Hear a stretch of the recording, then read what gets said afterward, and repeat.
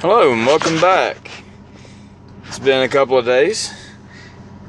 I've tried to do a couple of videos that didn't pan out, in which these right here were penciled in. I hated that I was not able to share that with you, and was sincerely trying to, just things did not want to pan out and work as I needed them to. But in light of all that, we're going to try this again today. Right now I'm waiting on a chance to be able to go live and do this, so until that can be arranged, I am doing this in a pre-recorded fashion. So, well, without any further discussion, let's get started. Okay, what I plan to do today is drop my eraser to where I can't get to it, and therefore will do me no good whatsoever. Anyway, what I want to do today, while I have you here with me, is I want to try and cover this section. Now, I usually say this section and then end up covering a great deal more, but we'll see what happens. But I at least want to cover this section what time you're here with me. Alright, let's get started. Alright, we're going to start with this tower here. I'm going to start with the turrets, or the spires.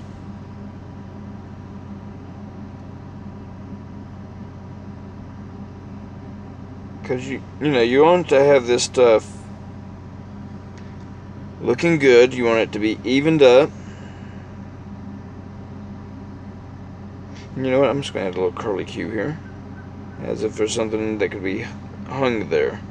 There we go. Maybe even add one there, just for the sheer fun of it. And that's the whole thing I like about when I'm doing penciling, is I get to add these particular little details that I want to put in. The castle is not done until I finish inking and shading and so forth.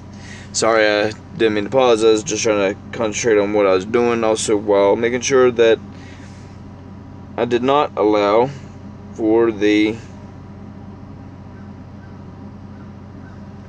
camera to move. It does have a tendency, it likes to shift. So I'm going to pull this over here, pull that down, and now.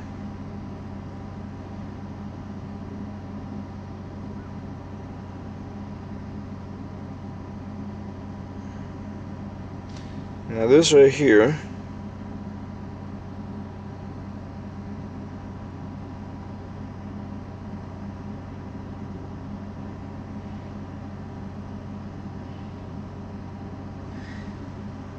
is what I love to do. I enjoy creating castles, fantasy landscapes,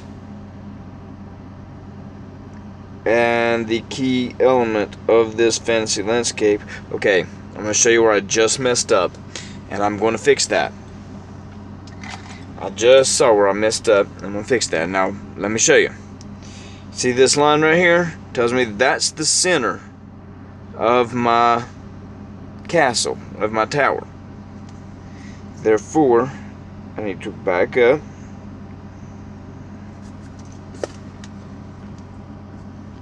Now, since that's the center, I need to make sure that that acts as a center. Now, just like that. Now we're going to take this and we're going to come in.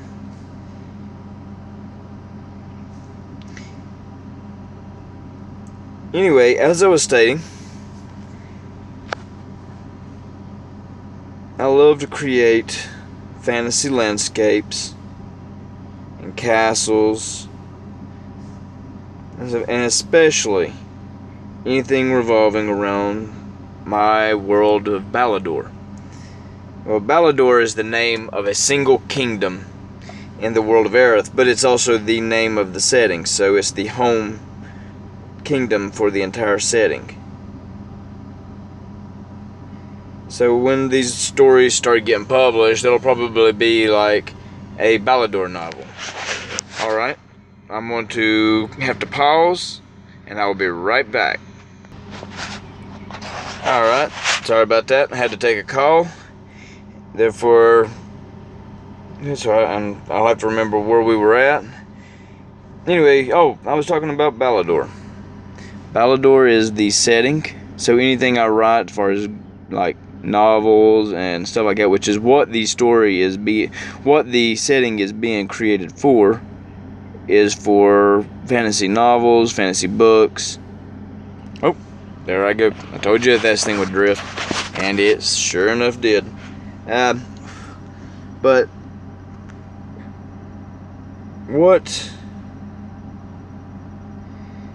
the fantasy world is being created for is for fantasy stories, books, adventures. I've always had this passion, this driving passion of creating my own fantasy world,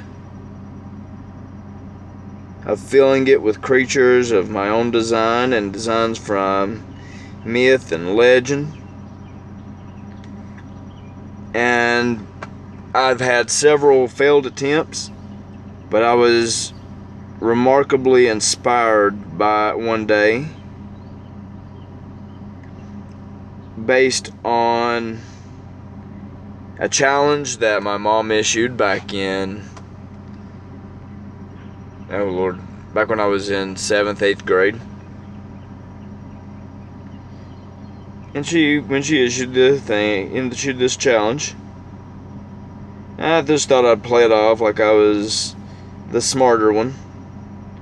But what resulted was someone who had already wanted to build their own fantasy world and tell their own stories started getting a spiral of ideas that would not really grow into fruition until around 2003, 2004, when I officially began working on Ballidor. Unofficially, it's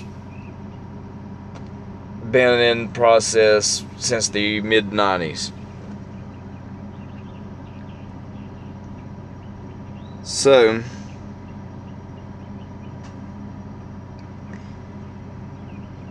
and this castle that you are watching me design, will be one of the many castles that dot Ballidor's, or the continent of Lorne's landscape. Granted, what I would really, really love to accomplish when it comes to my castles is I would love to take the Gothic architecture of the Eastern European cathedrals. You know, the big sweeping cathedrals, like in just the European cathedrals, like Notre Dame and the cathedral at Milan, Italy. I would like to take the Gothic architecture style of those cathedrals and impart them into the castles and make them much more grand and eloquent, and give them so much more of a fantasy surrealistic look. I mean, I love what I'm doing here. I enjoyed making these castles. I never know what they're going to look like when I'm done. So every castle is as much a surprise to me as it is to the people that watch me and follow me in my journey.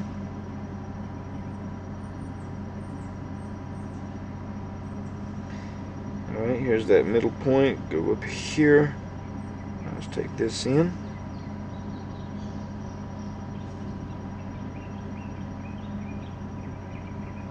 There we go. Now, one thing I love about shading is that while these images look two-dimensional and stuff right now, when I impart the shading will actually build to it. And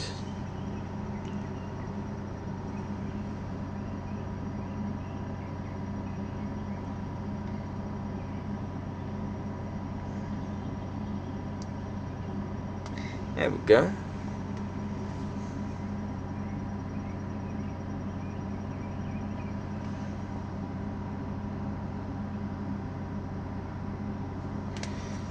Alright, let me switch this around so I can actually get to that.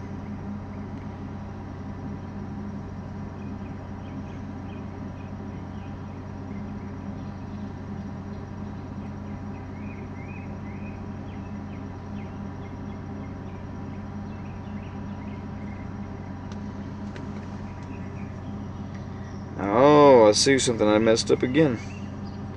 See, this was supposed to go here, but I just misread it. It's alright. It can be fixed. That can be fixed. Just as simple as that.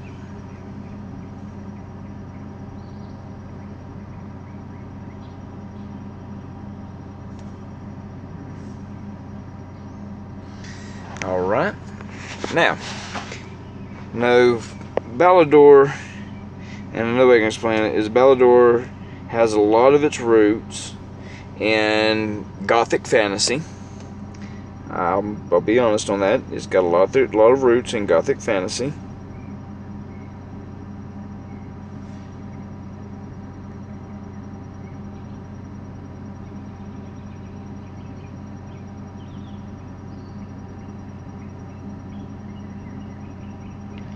As well as the Brothers Grimm, Hans Christian Andersen, and many, many fairy tales from around the world.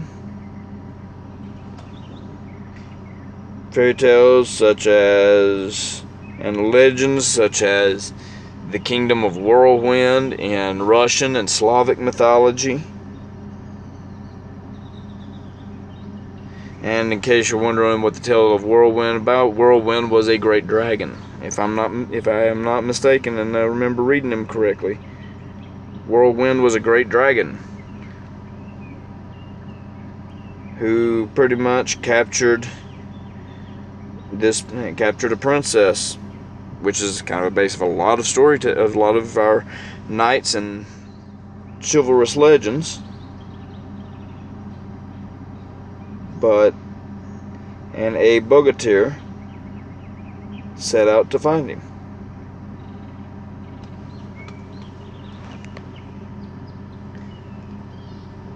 Now,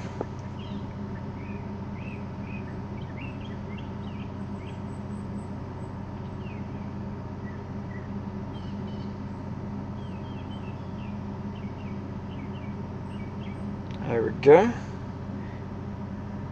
Now, normally I do these live on Instagram, and I miss doing it live on Instagram. I love being able to do this, being able to talk to the people on Instagram as I do these drawings. The only problem is that Instagram stories do not stay long.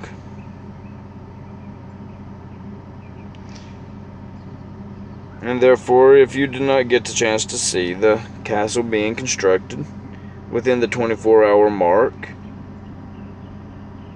then it's lost forever.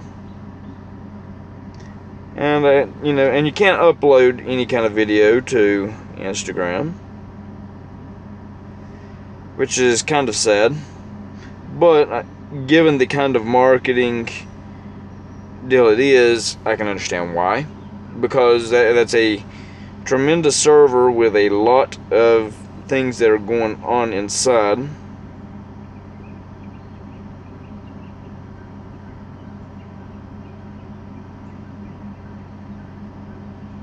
Okay, with a lot of things that are going on inside that, too many 15, 20 hour-long videos, although they do allow some of those live feeds to be so long.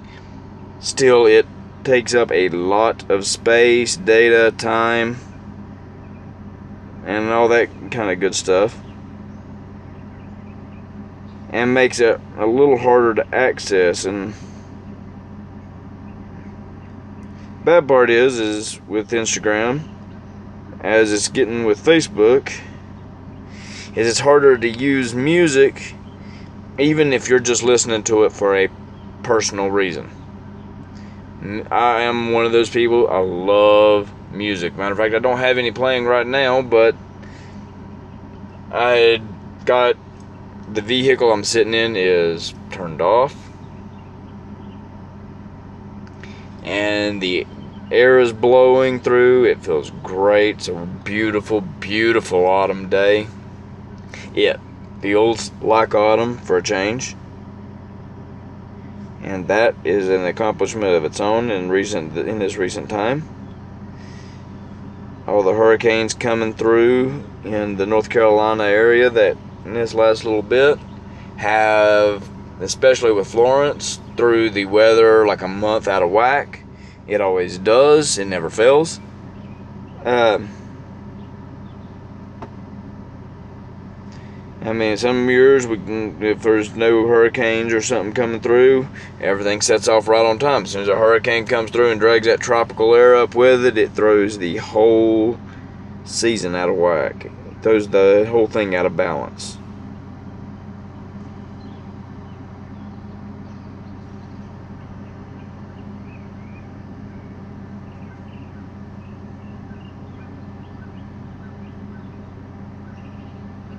All right, now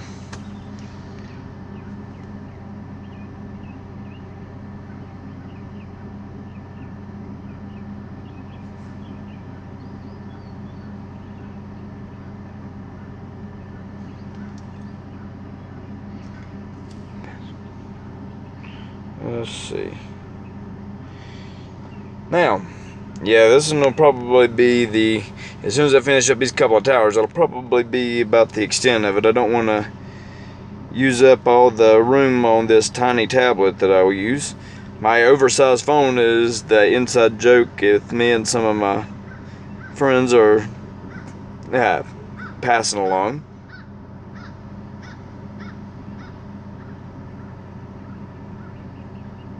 I have some great friends, and that's something that I have been blessed with and I'm thankful for. One of those friends suggested for me to try this on YouTube because they stay around longer. So I am giving it a shot.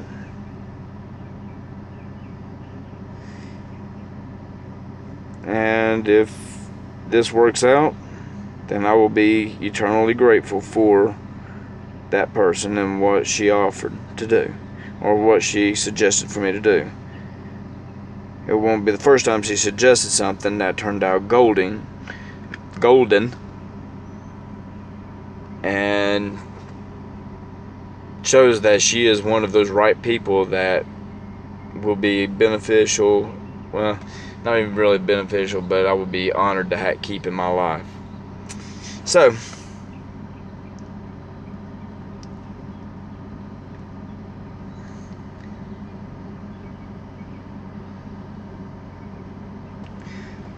basically, there are people that are a benefit to your life and people that are a detriment to your life. The people who do things, suggest things, and offer things that send you in the right direction are a benefit to your life, such as the friend that I'm talking about. And then those who want to see you fall, who want to encourage you until they see you actually succeeding, those are the ones that don't really have a place in, because they're the ones that are drilling holes in the boat they suggested you to take. So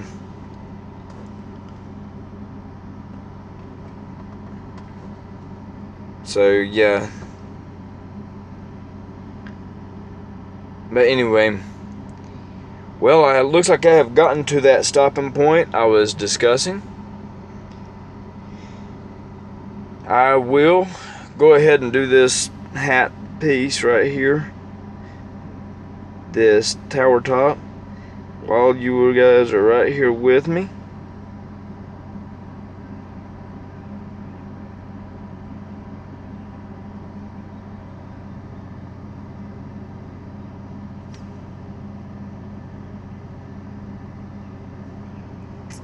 Now,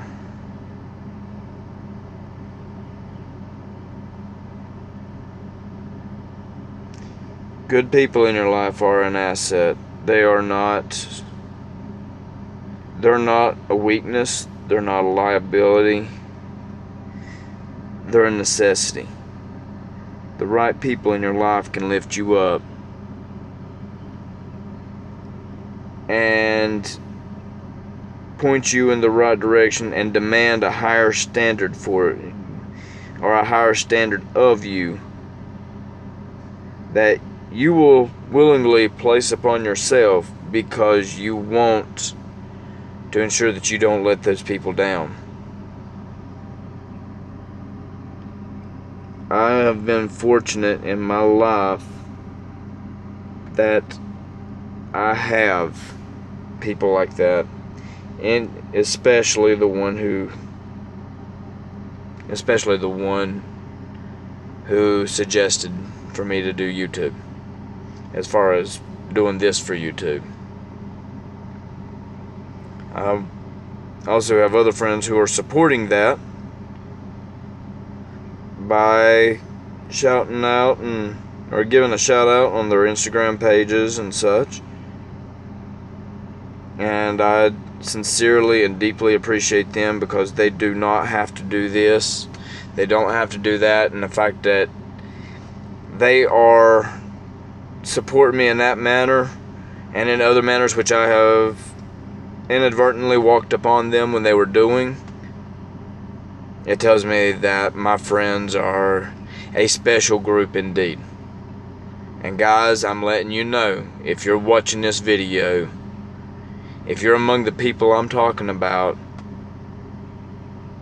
I am ever so grateful and eternally grateful for you, the support you've given me, the friendship you've offered. Guys, everyone else, I'm done here for this moment. If you want to see where this is done at the end of the day, check it out on Instagram. I will have it posted up. It will probably be later this evening, so that I have a good access point to where I can get back online and do so.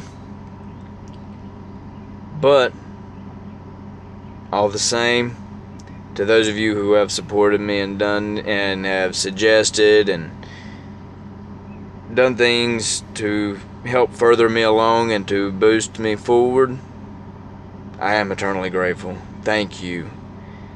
And just without friends like you, I would not be